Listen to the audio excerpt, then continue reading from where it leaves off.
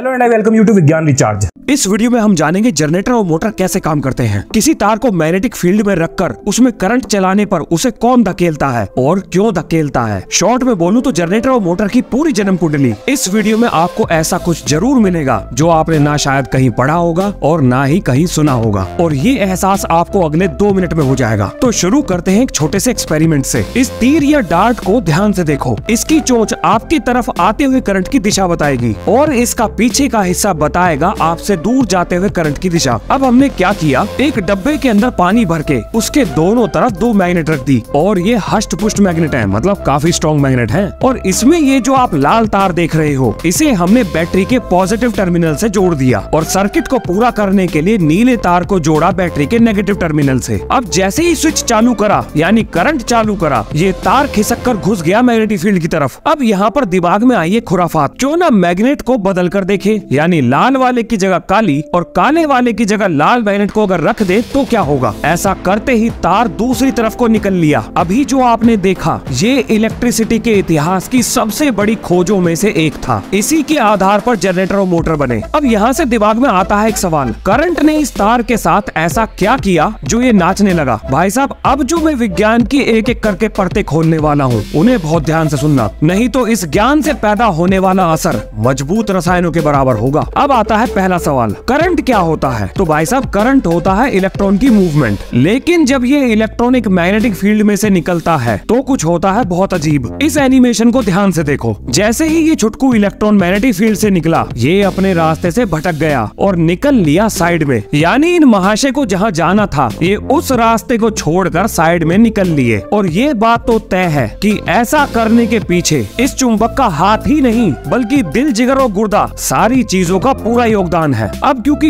एक तार में एक इलेक्ट्रॉन तो होगा नहीं, तो तार में बहता हुआ करंट, या मैं यूं कहूं बहते हुए इलेक्ट्रॉन, जब मैग्नेटिक फील्ड की वजह से ऊपर की तरफ डिफ्लेक्ट होंगे तो वो तार की बाउंड्री पर जाके टकराएंगे। और क्योंकि हम जानते हैं एकता में बल होता है, तो बिलियंस और ट्रिलियंस ऑफ इलेक्ट्रॉन जब एक साथ वायर के बाउंड्री पर टकराएंगे तो ये बाउंड्री को ऊपर की तरफ धकेल देंगे, यानी तार में आएगा मोशन। और यही है वो ताकत जो किसी मोटर को चलाती है। जब किसी मोटर की वाइंडिंग में करंट छोड़ा जाता है तो उसमें बहते हुए इलेक्ट्रॉन उस वाइंडिंग पर धक्का लगाकर उसे घुमाते हैं, और ये चीज इस एक्सपेरिमेंट से साबित हो गई है। पर भाई साहब, सबसे बड़ा सवाल तो अब आता है, आखिर ये इलेक्ट्रॉन उड़ क्यों रहे हैं। कोई तो कारण होगा इनके उड़ने का, क्योंकि दुनिया की हर किताब में एक चीज कॉमन है, वहाँ ये साफ साफ लिखा है कि एक मैग्नेटिक फील्ड दूसरी मैग्नेटिक फील्ड पर असर डालती है। तो अब सवाल आता है ये, क्या इलेक्ट्रॉन के पास मैग्नेटिक फील्ड है। अब इस सवाल का जवाब आपके होश उड़ा देगा, क्योंकि इसका जवाब है हाँ भी और ना भी। पर ऐसा कैसे हो सकता है जनाब? बिल्कुल हो सकता है, और मैं साबित भी कर दूंगा। अब इस फॉर्मूले को ध्यान से देखो। यहाँ से हमें पता लगता है कि मैग्नेटिक फील्ड वेलोसिटी पर निर्भर करती है। इसमें किसी को भी कोई परेशानी नहीं है। अब आप कहोगे, सर कौन सा चरस गांजा फूके हो, पहले ये बताओ। मतलब इतनी बहकी बहकी बातें आप कैसे कर सकते हो। क्लास 8th 9th के बच्चे को भी पता है कि हमेशा इलेक्ट्रॉन मोशन में रहता है, चाहे वो एटम के शेल में हो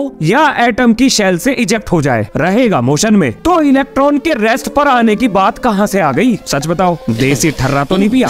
मेरी तारीफ बंद होगी तो अब आगे बताओ। अब यहाँ पर एंट्री होती है कहानी में हाइजेनबर्ग और फिजिक्स के फूफा एल्बर्ट आइंस्टाइन की स्पेशल थ्योरी ऑफ रिलेटिविटी की। भाई साहब, कुर्सी की पेटी बांध लो, अब मौसम बिगड़ने वाला है। हाइजेनबर्ग ने कहा, किसी सब एटॉमिक पार्टिकल की पोजीशन और उसकी वेलोसिटी एक साथ बता पाना असंभव है। दोबारा सुनो, किसी भी पार्टिकल की एग्जैक्ट वेलोसिटी और पोजीशन एक साथ बता पाना असंभव है। अब क्योंकि आप बार बार ये बोल रहे हो कि इलेक्ट्रॉन तो हमेशा मोशन में रहता है, अब इसका मतलब तो ये हुआ कि अगर आपको किसी पॉइंट ऑफ टाइम पर इलेक्ट्रॉन की पोजीशन पता लग जाए, जो कि हाइजेनबर्ग के नियम से बिल्कुल सही है, तो उसी पॉइंट ऑफ टाइम पर उसकी वेलोसिटी 0 होगी, क्योंकि दोनों चीजें एक साथ तो ना पता लगने वाली। और अगर वेलोसिटी 0 हो गई तो इस फॉर्मूले के हिसाब से मैग्नेटिक फील्ड तो ना बनती। यानी मैंने एक पॉइंट तो प्रूव कर दिया कि ऐसा बिल्कुल संभव है कि इलेक्ट्रॉन के पास मैग्नेटिक फील्ड ना हो, लेकिन कंडीशन ये है कि उसे स्टेशनरी होना पड़ेगा। लेकिन ये बात भी पूरी तरह से सच है कि इलेक्ट्रॉन कभी भी रेस्ट पर नहीं आ सकता। एक मिनट, ये चल क्या रहा है? इलेक्ट्रॉन रेस्ट पे होगा कि नहीं होगा, पहले ये बताओ। मैंने तो पहले ही कहा था, मजबूत रसायनों का असर हो सकता है। और आप लोग मुझे कह रहे थे कौन सा सस्ता नशा फूका। अरे मैं सस्ते नशे थोड़ी करता हूँ। रोना धोना बंद करो और मेरी बात ध्यान से सुनो, क्योंकि दुनिया बदलने वाली है। अब जरा दूसरे पॉइंट से सोचो, जब किसी ऑब्जर्वर को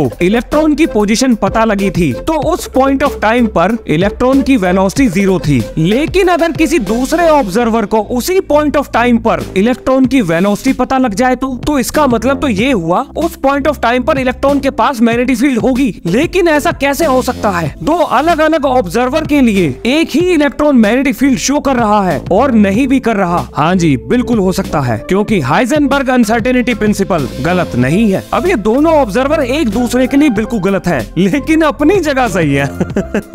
उड़ गए ना होश। अब ये सब देखकर रिलेटिविटी के कान खड़े हो गए, क्योंकि भाई साहब ऑब्जर्वर और फ्रेम ऑफ रेफरेंस के कीर्तन में रिलेटिविटी ना नाचे, ऐसा कैसे हो सकता है? अब देखो रिलेटिविटी का नंगा नाच। और जब रिलेटिविटी नाचती है तो बाकी सारी थ्योरीज साइड में खड़ी होकर देखती है। तो स्पेशल रिलेटिविटी कूद पड़ी मैदान में और बोली, तुम लोग क्या कर रहे हो? मैं तो मूविंग चार्ज को भी रेस्ट में ला सकती हूँ। भाई साहब ये सुनते ही सबका सांस अटक गया। ये रिलेटिविटी क्या बोल रही है? चलते हुए चार्ज को भी रेस्ट में ला सकती है? मतलब हद हो गई यार, ये क्या बदतमीजी है। पहले किसी ने बोला चार्ज हमेशा मोशन में रहेगा और हमने इसको मान लिया, क्योंकि इस बात के पीछे पूरा लॉजिक था। फिर किसी ने साबित कर दिया कि चार्ज मोशन में भी रहेगा और रेस्ट में भी रहेगा, और उसके पीछे भी लॉजिक दिया, जो कि गिर पड़ के समझ में आ गया। अब फिजिक्स के फूफा द्वारा बनाई गई स्पेशल थ्योरी ऑफ रिलेटिविटी एक नया सर्कस चला रही है, क्योंकि उसके हिसाब से मूविंग चार्ज भी रेस्ट पे हो सकता है, और यही नहीं, रेस्ट वाला चार्ज भी मोशन में हो सकता है। अब विज्ञान की दुनिया के सबसे बड़े गड़े मुर्दे को उखाड़ने से पहले जरा ये जान लो कि रिलेटिविटी इतनी खास क्यों है और इसे सभी थ्योरीज में बाहुबली क्यों कहा जाता है। न्यूटन ने बोला टाइम एब्सोल्यूट है, जो रिलेटिविटी ने गलत साबित कर दिया। भाई साहब जैसे ही ये बात साबित हुई तो न्यूटन के भरोसे चलने वाले वैज्ञानिकों का चूल्हा चौका बंद, बिल्कुल बंद। तो मोटा मोटा रिलेटिविटी ने ऐसा क्या बोला? रिलेटिविटी ने कहा टाइम एब्सोल्यूट नहीं है और लाइट की रफ्तार फिक्स है, वैक्यूम में वो कभी नहीं बदलेगी। तेज रफ्तार पर चलती हुई चीजों के लिए दूरी घट जाएगी, यानी होगा लेंथ कॉन्ट्रैक्शन, और इसके साथ साथ तेज रफ्तार की वजह से टाइम डायलेशन भी होगा, यानी चीजों के लिए समय धीरे बीतेगा। अब रिलेटिविटी पर पहले ही मैंने 6 वीडियो बना रखी हैं, तो दोबारा उन बातों को बताकर कोई फायदा नहीं। अगर रिलेटिविटी में आपको कोई भी सवाल है तो आप उन वीडियो को देख ले। भाई साहब सब कुछ शीशे की तरह साफ हो जाएगा। पर ऐसा कैसे हो सकता है? क्या एल्बर्ट आइंस्टाइन से कोई बहुत बड़ी गलती हुई है जिसकी तरफ किसी का ध्यान आज तक नहीं गया, या उन्होंने कुछ ऐसा बता दिया जो आने वाले समय में दुनिया को बदल कर रख देगा? जानेंगे ये सब नेक्स्ट वीडियो में। गम न कर, जिंदगी बहुत बड़ी है, चाहत की महफिलें तेरे लिए सजी है, बस एक बार मुस्कुरा कर तो देख, तकदीर खुद तुझसे मिलने बाहर खड़ी है। मिलते हैं नेक्स्ट वीडियो में। जय हिंद, जय भारत।